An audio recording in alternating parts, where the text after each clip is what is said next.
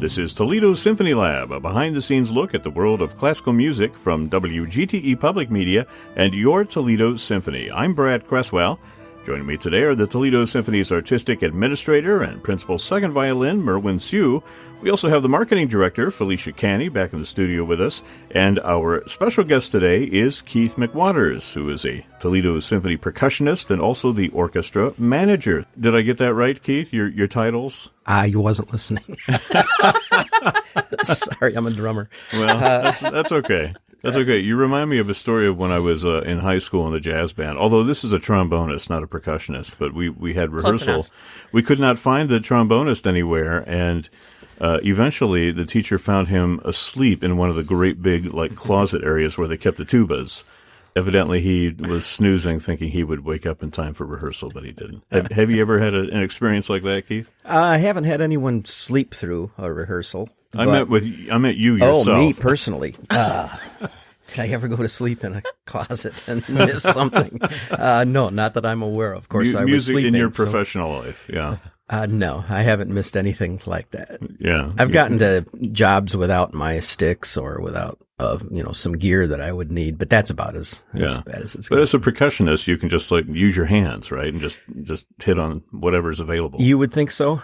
But sure you would be wrong. They hold you to a higher level of expectation, I guess. Right. Well, Keith, you are sort of in the hot seat here because it's your first time with Toledo Symphony Lab. I'm nervous. I'm really nervous. Don't be nervous. Nothing to be afraid of. Okay. We're all good people here. We're not gonna embarrass you. Hopefully. And we brought donuts. So how bad can it be? Yeah. We might let you embarrass yourself, but that's a different story. I'm all about that. So tell us just a little bit about your history with TSO, Keith. Well, I go way back. I'm local here, so I went through high school at Whitmer. I went through the University of Toledo's program, Bachelor in Education, and it was during that time that I was taking private lessons with Robert Bell. Mm-hmm. And so I got to know Bob very well, and just over the years, I've started playing with the orchestra back in the late 70s. Just as a drum set player with the Pops orchestras and also in some of the small ensembles. And at one point, they needed someone to pick up some sales work, and I got started part-time with sales and then eventually into personnel and then playing full-time. So, yeah. Great. I'm going to do it till I get it right. Well, we have a theme for the episode today, which ties in perfectly to why Keith is here. And I'm going to give you a clue. Here's an audio clue as to what the theme is. What is that? It's the sound of a trombone player waking up. I was going to say, it's hard to tell if it's an oboe or a truck horn, one or the other. But that is a honking horn of a truck. The idea is that it's a sort of a, on the road theme today. We're going to pull back the curtain and give listeners an idea of what goes on behind the scenes every time the symphony goes out on a run-out concert. We'll tell you what that is in just a moment. But I think a lot of people, they look at their season brochure and they think, oh, that's wonderful. The symphony plays at the Paris style, they play, at Franciscan Center, they play in these different venues where we go to hear them, but the symphony actually goes out to the community and does a lot of stuff, especially this time of year. So, the technical term for all of this is run-out concerts. And who can bring the audience up to speed on the terminology here? Well, we actually do both neighborhood concerts, which are concerts that are probably within Toledo proper, and run-out concerts, which take us a little further afield. It's a chance for us to really work with different congregations, different communities, and really bring a tailored experience to them. And I think one of the things that's really exceptional about the Toledo Symphony is that for almost every other orchestra which does these sorts of community outreach programs, they offer a program and it's what's brought to each different venue, but we really tailor our programs so that there is some sort of a personalized element to pretty much every one of these programs. So we're changing the program for every night. Can you give us an example of that, though? Like, does somebody come to you and say, we want the symphony to come perform in our church or what have you? And then how do you work with them to personalize it? Well, for example, we do a wonderful collaboration with St. Patrick's Church in Bryan, and they like to feature. Often it's younger musicians, but also it's professionals who have a connection to the Bryan area, and this doesn't necessarily have to have a Christmas or a holiday feel. It's something that they really enjoy featuring, even though it's a Christmas concert. They like to feature sometimes as a operatic soloist, sometimes as a young person performing on an instrument, and we work that into our program.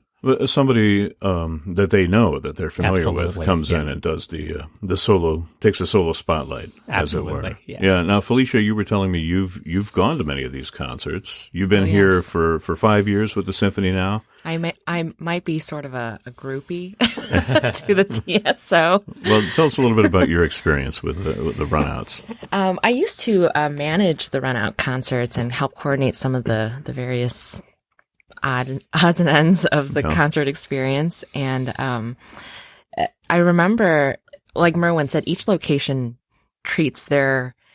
church treats their concert a little bit differently. And I think one of the first phone calls I got was from St. Pat's in Bryan, because they have this Christmas committee that puts on this concert, and it's so well oiled, well organized.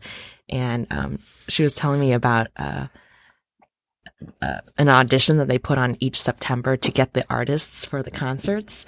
And then they usually have like two or three winners who get the opportunity to play with the TSO.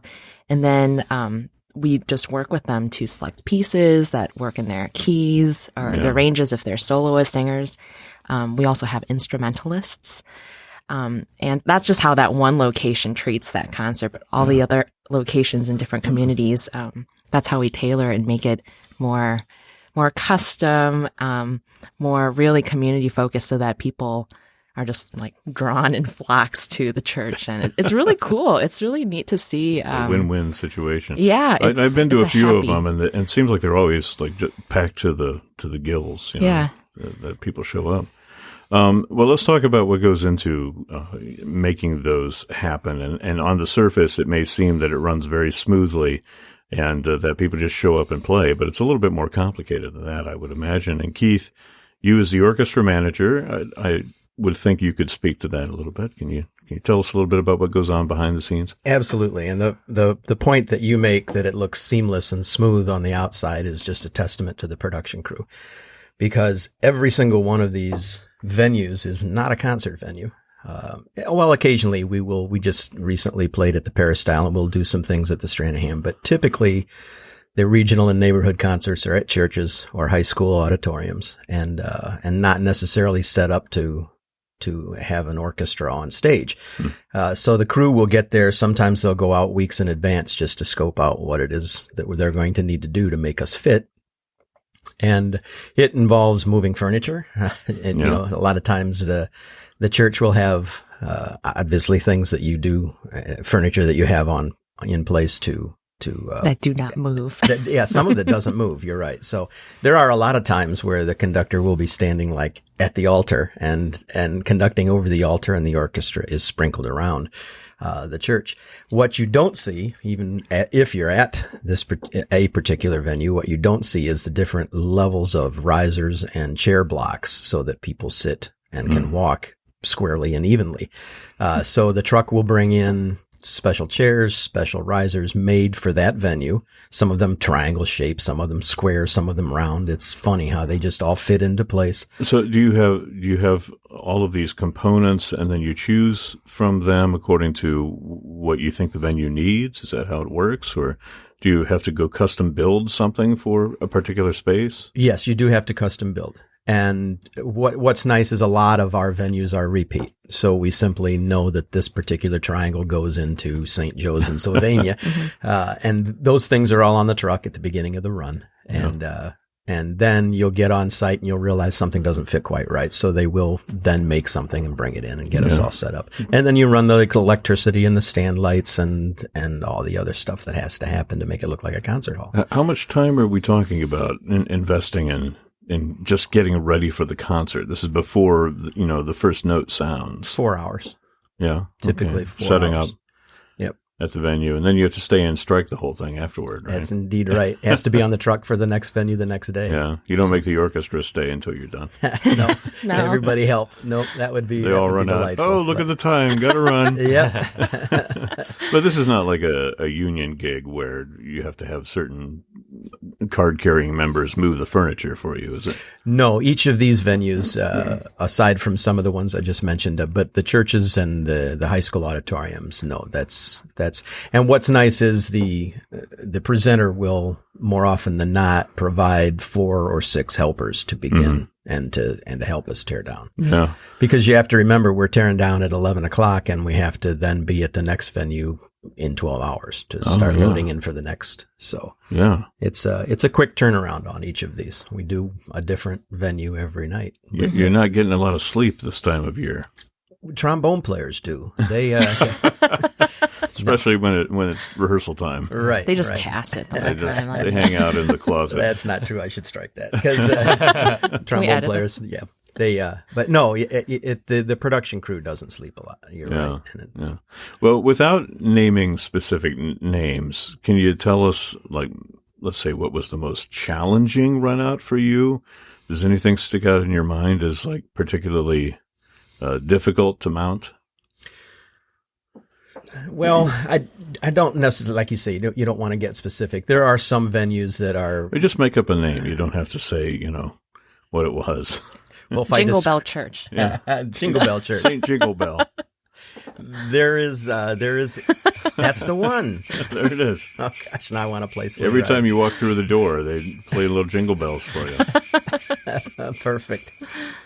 Well, no, there is one venue that's particularly difficult. It's hard to get into. There's not much room. As a drum set player I have to actually sit. I think it's stuck. It won't stop. Hang on. Go ahead. Anyway, I have to actually sit on the banister while I'm playing the drum set because there isn't quite enough room for the drum set. And I can't set up until the brasses are all in place. So that one's particularly difficult to get into and set up and then to hear. It's just one where the orchestra is spread out in a very strange way. Yeah. And between all the chair blocks to make everyone safe and then the difficulty in hearing the rest of the orchestra. That's probably the hardest. I won't give the name of that one, but everybody's nodding because we all know where that is. Yeah. Oh, okay. Now we all want to know. Everybody wants to know where that is. But they're very loyal. They've been having Fabulous Yes, place. so that's one of the great things Decades, about it is that you develop these really long-term relationships with venues, not just in the Christmas season. There's things that we do in February with St. Martin de Porres Catholic Church. And, when we go out to Archbold, we've been going out there for almost 2 decades, if not more. And it's one of the amazing things you were talking about, how people kind of flip through the brochure and see, oh, this is what the Toledo Symphony is doing. That's probably between 30 and 40% of what we do. Yeah. Most of the stuff that we do is not in a subscription program. And and many of those services fall into these categories. Well, suffice it to say that if you're in the symphony, you're working quite a bit. You're doing much more than just those particular concerts. Absolutely. Yeah, they keep you busy.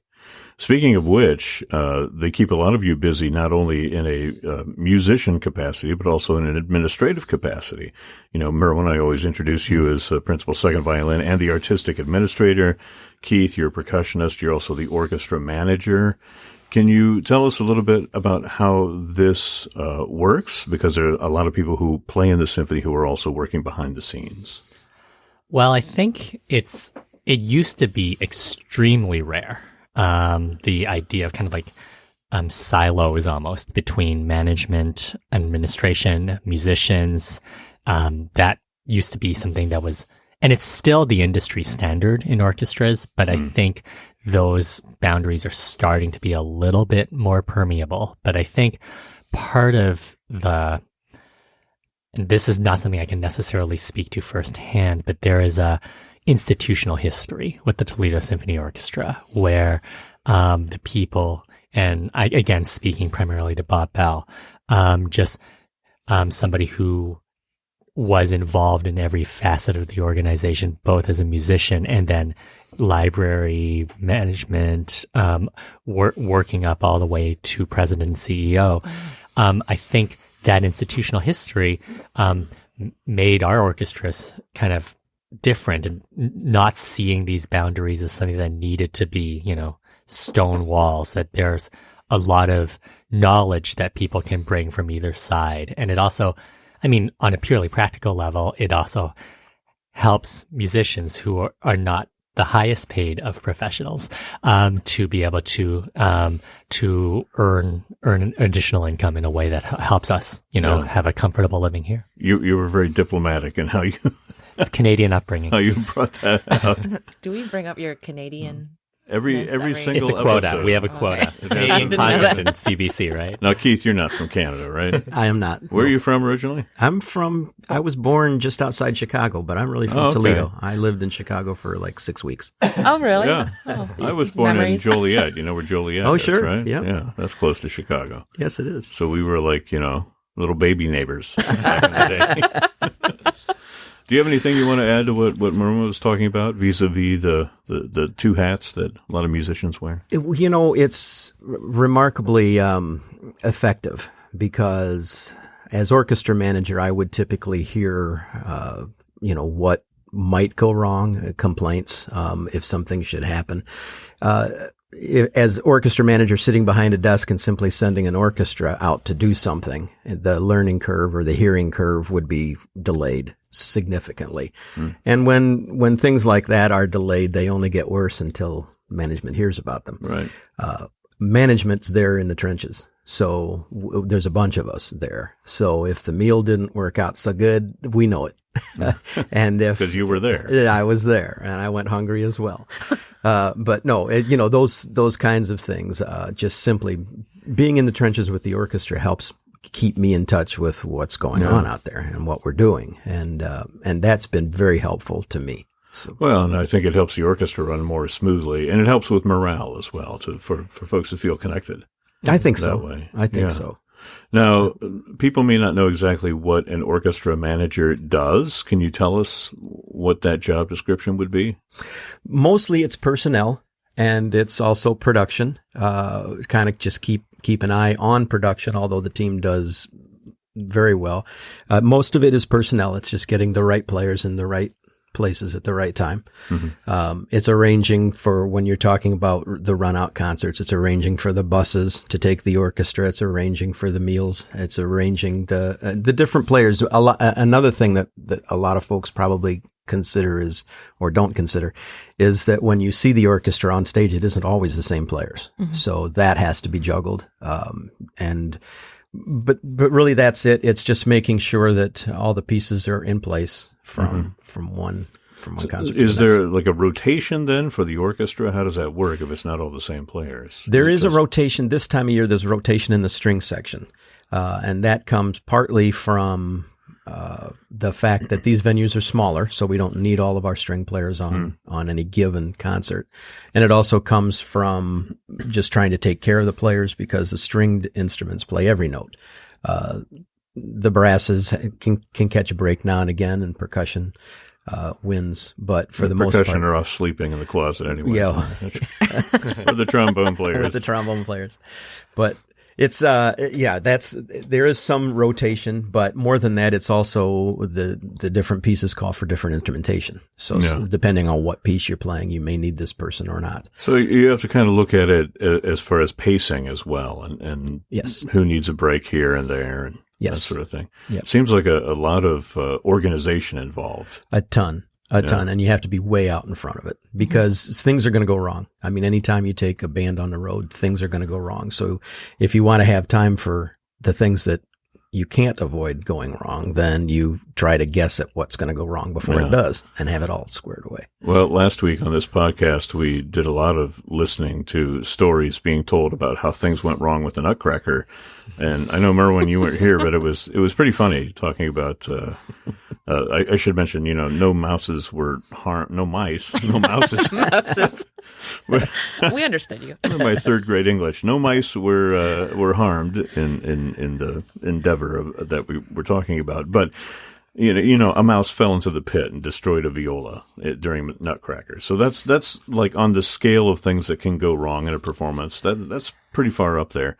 So, Keith, what I'm getting at is, do you have any war stories? Do you have any memorable things that went wrong? Because, that's much more fun to hear about than. Yeah, I suppose. And I would like to clarify that the mouse falling in was actually a child dressed as a mouse, not a little mouse that, that jumped in and Were you destroyed there a viola. for that? You remember that? I do remember that. yeah. I didn't happen. I wasn't. Did you shriek? But the mouse was okay, right? I think the mouse was okay. Yes. When you land on a viola, Oh, you were ready. that was the mouse. That was the mouse, yeah. The mouse was okay.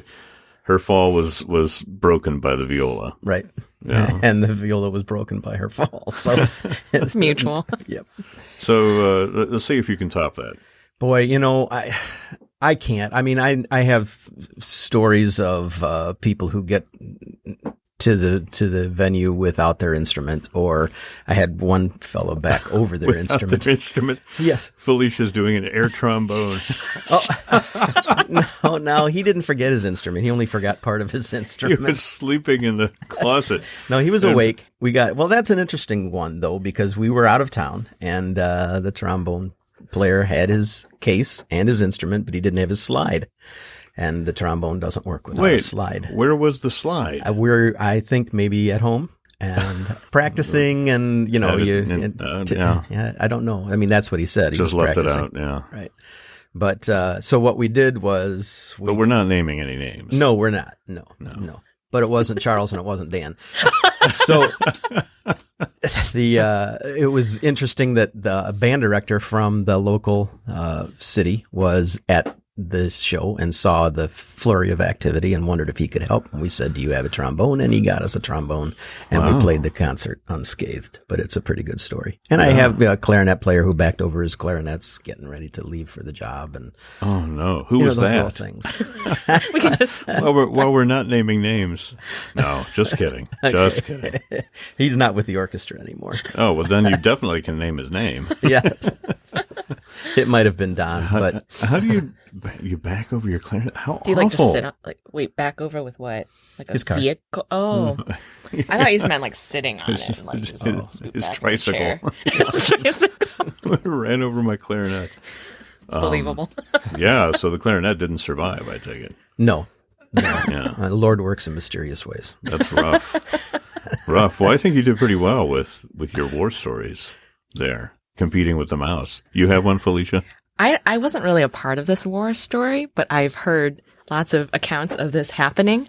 So a few years ago, and we actually did this at Clyde this year, we would have high school choirs. There was one from Clyde, and then Woodville joined to create this massive choir. And when you have a massive choir, there are risers, and I'm sure teachers put people in their singing parts in height order to make it look pretty. And I think moments before they were supposed to file on stage for, was it Parts of the Messiah? I think we did that. They realized that they were lined up backwards. So it's like hundreds and hundreds of kids backstage waiting in the wings, ready to like file in to sing their parts. And then they're like, "Oh no, we're backwards." And then backstage, they had a really quick plan, and they just like ran really fast in order to make it to the other side of the stage in order to file in. And then I remember seeing all the kids walking in with like really big grins on their face. And in the auditorium, I didn't know what was really going on. I was like, man, those kids are really happy to be there. And I know we did this again this year. No snafus with the choirs lining it for Clyde. Nope. I thought you were saying they were backwards, so like the curtains would open, they'd be facing the back wall. No. Kind of thing. Well, hopefully that doesn't. Everybody turn around. Turn around. The students are here. Makes me think of like these like cloverleaf traffic patterns or something, because I think they actually had to go into a larger room to be able to Oh, really? run in and loop around. See, I just imagine these things. That's like a Canadian thing. I don't know. I don't know about that. I have a lot of war stories from my days when I was singing opera and performing in opera houses, but probably one of the most memorable is the opera Susanna. Do you know this opera by Carlisle Floyd? And I was singing the part of the brother Sam, and this is at Baltimore Opera, but they were doing it outside in an outdoor theater, an amphitheater during the summer, and it was like 110 degrees at night. It was just awful. But I was coming in for an entrance with a bag of critters, right, over my shoulder. I'd been out hunting, and I come in and I'm singing like about the bag of critters, and I got some animals for us to cook and eat, and I'm feeling as I'm walking on the stage the bag get lighter and lighter. I never knew what they had put in there. They put something in there to make it lumpy and like a bag of animals. And I felt it getting lighter and lighter. And I look at the soprano who's facing me, and her eyes are getting bigger and bigger. And I'm thinking, well, I don't know what it is, but it must not be animals that they put in my bag. And I finally got to a point where I could turn and see what was there. And there was like this whole lumpy string of brightly Easter egg colored terry cloth towels that just were falling. strewn across the stage, that evidently the bag had come loose somehow, and they were just falling out while I was singing. And that was a pretty interesting one. There's some other ones as well, but we only have so much time. Well, it's interesting to hear about all the things that go into making these concerts happen, because the audience on the other side of that curtain sees again, the end product, which is really buoyed by everything that the folks are doing behind the scenes. And there's so much work that goes into it. So. Can I share just real quick statistics? Yeah, let's hear statistics. We started on November 24th of this season, 24th, right after the Thanksgiving holiday, and we play for 24 days. And in those 24 days, we do 9 rehearsals, 23 performances. We have 11 ensemble performances. We're in 19 different venues in 11 different cities, all in those 24 days. Wow. So that's amazing. Put that in perspective. Well, before we go, let's talk about some upcoming concerts. I know you have concerts in Napoleon, right, on the 13th, and Fostoria on the 14th, and Temperance, my neck of the woods, on the 15th, and neighborhood concerts in Rossford and the Old West End. Can we find all of these on the website for folks who live in those communities and want to go? So ToledoSymphony.com. Mm-hmm. If they call up the box office, do you need tickets for this, or do you get them at the venue, or how does it work? The tickets are offered at the venue, so you'll have to call each individual church to get tickets for those concerts. But if you have any questions, our box office, call Felicia. Yeah, call the box office. They're all ready. 419-246-8000. I almost gave my phone number out on the air. That probably wouldn't be good. We almost did that with Zach's phone number on an ad in the program book. Like he had changed it himself to his own phone number, and I was like, Zach, I thought you said 1, 2, and he's like, no, 1, 1. And then days later, I was like, Zach, you just gave your phone number to everybody, and he's like, we need to change this and overhaul this program book now. Wow, Edit did you change it? Yes, we did. So just so we know, what is Zach's phone number again? That's about, unfortunately, all the time that we have. A lot of things to talk about, but I think that we covered some good ground here, and hopefully, shone a light a little bit on all the stuff that goes on backstage. And Keith McWaters, thank you for joining us today, My orchestra pleasure. manager. Thanks for having me. Toledo Symphony Lab is generously underwritten by a gift from the estate of Barbara Garwood, and is a production of WGTE Public Media in collaboration with our sponsor, the Toledo Symphony. You can download episodes of this program as a podcast by going to our website at wgte.org. I'm Brad Cresswell, and this has been Toledo Symphony Lab here on FM 91.